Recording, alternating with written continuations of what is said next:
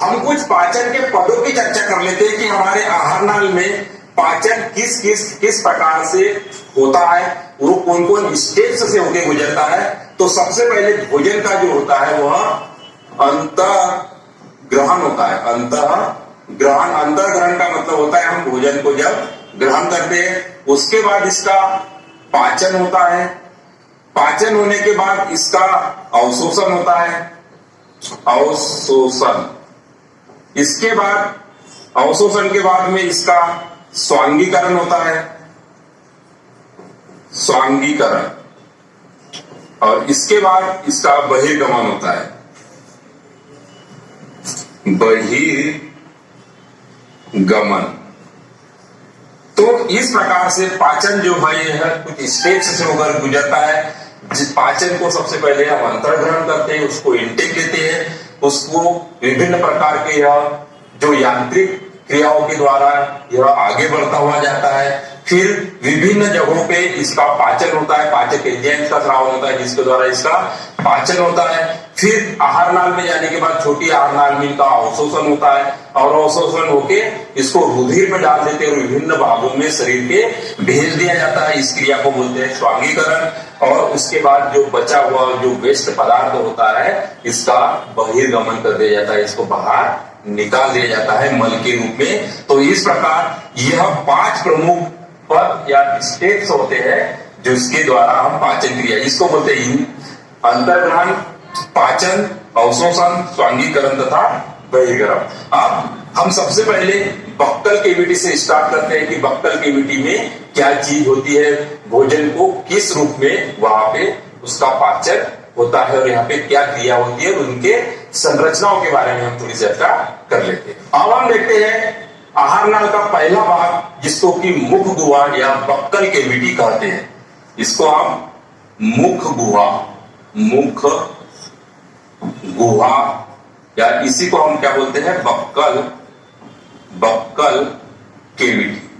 अब ये buckle cavity क्या होती है, आपने देखा होगा कि हमारे माउथ में जो फ्रंट भाग है जो लीफ से घिरा हुआ है, या जिसको हम बोल सकते हैं जो ओट उसको बंद करे हुए होता है, ये ऊपरी जबड़ा और निचली जबड़े के बीच में ये जो होता है ना, जहां पे जीभ स्थित होती है वहां पे एक गुहा होती है, मतलब एक खाली स्थान होता है जो कि ऊपरी जबड़ा यानी ऊपर का भाग और ये निचला जबड़ा मतलब ये नीचे का भाग। तो ये ऊपरी और निचले जबड़े के बीच की जो गुहा होती है इसी को हम बोलते हैं बक्कल केविटी। यह आहार नाल का जो होता है यह पहला भाग होता है और यह लीफ के द्वारा या होठों के द्वारा यह बंद रहता है। इसमें 2 संरचनाएं प्रमुख होती है। पहली जो संरचना होती है उसको हम जीभ कहते हैं या इसको हम टंग कहते हैं, और दूसरी जो संरचना होती है जिसको कि हम दांत कहते हैं। यह 2 संरचनाएं इसमें प्रमुख होती है। तो जो जीभ होती है यह एक मांसल संरचना होती है और इसका जो काम होता है यह प्रमुख रूप से भोजन को उठा के दांतों के बीच ले जाने का काम करती है। कुल मिला के यह चबाने के लिए जो भोजन के मिक्सिंग के लिए इसका बड़ा ही उपयोग होता है। यह मांसल संरचना होती है और इसके ऊपर ये क्या होता है कि एक अंकुर निकलते हैं, छोटे छोटे अंकुर दिखाई देते हैं जिसको कि हम पेपिली कहते हैं। क्या कहते हैं, पेपिली, या इसको हम टेस्ट बड कहते हैं, टेस्ट बड। ये टेस्ट बड या इसको हम अंकुर कहते हैं, अंकुर, स्वाद अंकुर, या इसको हम इस नाम से स्वाद अंकुर, स्वाद अंकुर। ये स्वाद अंकुर जो होते हैं ये इसके कारण ही हमें टेस्ट या जो स्वाद होता है उसका आभास होता है। आपने देखा होगा कि हमें अलग अलग स्वाद या अलग अलग जो टेस्ट आता है इस जीभ के कारण नहीं होता, जीभ के कारण ही आता है। यदि जीभ नहीं हो हमारे शरीर में तो हमें जो भी है वह सब टेस्टलेस लगेगा, मतलब हमें उसका अनुभव ही नहीं होगा। और जीभ की एक विशेषता क्या है कि इस पे हमारा नियंत्रण नहीं रहता। मालूम है कि जब जीभ ललचाती है तो हमें वो चीज उसको देना ही होता है, नहीं तो बड़ी दिक्कत हो जाती है ना।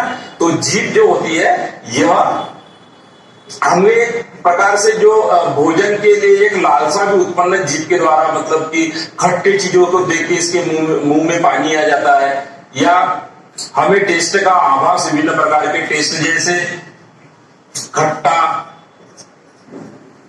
मीठा,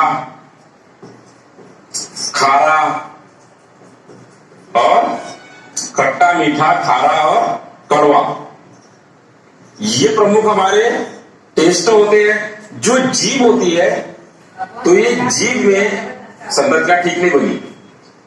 ये जीभ जो होती है, इस जीभ के इस प्रकार से इसका ऊपरी भाग जो होता है क्या होता है, ये स्वतंत्र होता है, और इसके बीच बीच में ऐसे आपने देखा होगा कि लाल कलर की जीभ होती है और इसमें छोटे छोटे ऐसे स्वाद अंकुर होते हैं। अब सबसे ऊपर जो भाग होता है, यहाँ पे जो स्वाद मिलता है हमें कौन सा मिलता है, मीठा वाला स्वाद मिलता है, ठीक है। और ये यहां पे मिलता है कड़वा, और यहां पे जो साइड में होता है, यहां पे मिलता है हमें खट्टा, और यहां पे हमें मिलता है खारा। मतलब अलग अलग पोजीशन में अलग अलग स्वाद हमें यहाँ पे आभास या अनुभव होते हैं। तो यह जीभ का जो प्रमुख काम होता है, यह एक तो हमें स्वाद प्रदान करती है या उसको टेस्ट हमें फील करती है, साथ में यह भोजन को उठा उठा के दांतों के बीच में रखने का इसके काम होता है। और दूसरी जो संरचना होती है, जिसको कि हम क्या कहते हैं, जिसको हम दांत कहते हैं। अगर मैं दांतों की बात करूं तो मानव में दांतों की जो संख्या होती है वह 32 होती है। एक वयस्क मनुष्य की बात कर रहा हूं मैं यहाँ पे। अगर बच्चों की बात करेंगे तो उसमें दांतों की संख्या जो होती है वह 20 होती है। अच्छा, मानव में जो दांत होते हैं वह हिट्रोडोंट प्रकार के होते हैं।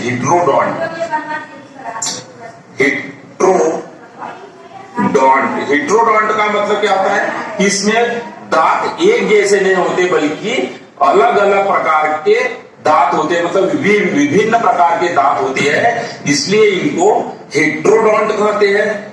और दूसरा होता है कि यह द्विबार दंती भी होता है। द्विबार दंती का मतलब क्या होता है, द्विबार दंती का मतलब होता है कि हमारे जीवन में हमें दो प्रकार के दांत आते हैं। हमें एक पहला जो होता है, इसको हम दूध के दांत बोलते हैं, दूध के दांत, या इसको हम इंग्लिश में क्या बोलते हैं, मिल्क टीथ। इसको क्या बोलते हैं, मिल्क टीथ।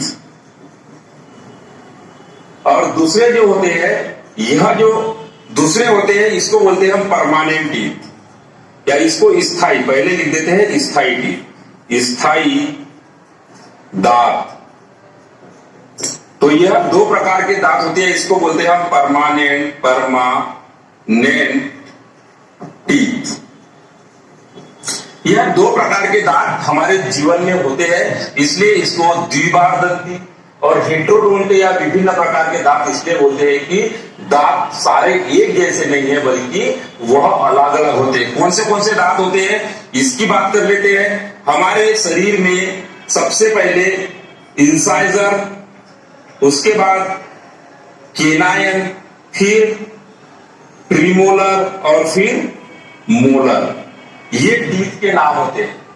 कौन से I for incisor, C for canine, PM मतलब प्रीमोलर और ये मोलर। आप ऐसे याद रखना, क्योंकि इसको हिंदी में अगर जाओगे तो बहुत ज्यादा और भी कॉम्प्लिकेशन आएगी, इसलिए आप इंसाइजर, केनायन, प्रीमोलर और मोलर इस प्रकार से आप याद रखोगे तो शायद थोड़ी आसानी हो सकती है।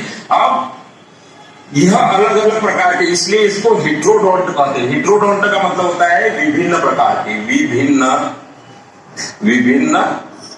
प्रकार के, मतलब समान प्रकार के दांत नहीं होते बल्कि यह अलग अलग प्रकार के होते हैं, इंसाइजर, केनायन, प्रीमोलर और मोलर।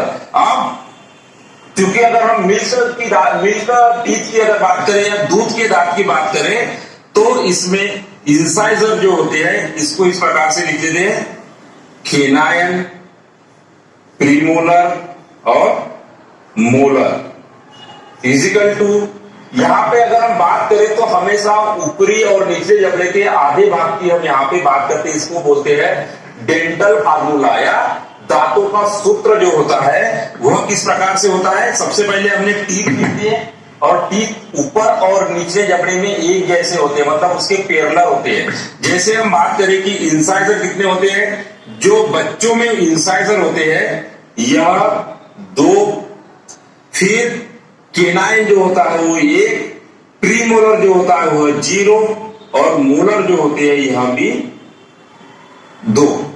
इसी प्रकार यहां पे 2, 1, 0 और 2। अब बताइए कितने हो गए, 2, 2, 4 और 1, 5। इनकी संख्या कितनी हो गई, 5। और यहां नीचे भी कितनी हो गई, 5। तो कितने हो गए टोटल, 5 और 5 10, और उसका इंटू करें तो कितने हो जाएंगे टोटल, ये भी 5 हो गए और इनका भी सम कितना हो गया, 5 हो गया। अब दोनों को मल्टीप्लाई कर देते हैं कितने से, 2 से, तो कितने हो जाएंगे टोटल 20 दांत हो जाएंगे। तो इस प्रकार टोटल 20 दांत होते हैं। उसी प्रकार अगर ये हो गए मिल्क टीथ, क्या हो गए, दूध के दांत, दूध के दांत। अगर इसी को हम स्थायी दांत की बात करें, स्थायी दांत जो होते हैं वह कितने होते हैं, ये ऐसे सूत्र लिखेंगे, इंसाइजर, केनाइन, प्रीमोलर और मोलर। इसके टीथ की अगर बात करें तो 2, 0, 123, ठीक है, 2, 1, 2, 3, इतना हो गया टोटल। यहां पे काउंट कर लीजिए, 16 हो गए और इंटू 2 तो कितने हो गए यहां पे, ये 32 हो गया। 2, 3, 4, 5, 6, 7, 8, 8 दूनी 16 और 16 दूनी 32। यह 32 टीथ टोटल हमारे स्थायी प्रकार के दांत होते हैं। और एक दांत और भी एक टीथ होता है जिसको कि हम अक्कल दांत कहते हैं। ऐसा माना जाता है कि जब वो टीथ आता है तो आदमी में अक्कल बढ़ जाती है या वो बहुत सियाना होता है, अक्कल दाढ़ जिसको कहते हैं। ये दाढ़ जब निकलती है तो बड़ा दर्द भी होता है। ये एडल्ट मतलब थोड़ी उम्र के बाद में यह निकलती है, तो इसको हम विजडम टीथ या अक्कल दाढ़ हम कहते हैं। तो इस प्रकार के सामान्य मनुष्य में यह दांतों की संख्या है। ये बात अलग है, किसी में दांत कम हो सकते हैं, किसी के दांत गिर गए हो, या किसी में एक दांत की जगह 2 दांत निकल आए, तो वो एक अलग बात है। लेकिन एक सामान्य मानव की अगर बात करें तो बच्चों में इनकी संख्या 20 होती है और जो एडल्ट या जो वयस्क मनुष्य होता है इनमें दांतों की संख्या जो होती है वह 32 होती है। तो इस प्रकार आप इस सूत्र को याद रखोगे, 2, 123 आप याद रखना। तो यहाँ पे इंसाइजर, केनाइन, प्रीमोलर, मोलर यह 16 दूनी 32 हो जाएंगे, यह स्थायी दांत हो गए, और 10 दूनी 20 हो जाएंगे, यह दूध के दांत हो जाएंगे। तो इस प्रकार यह दांतों की संख्या हो गई।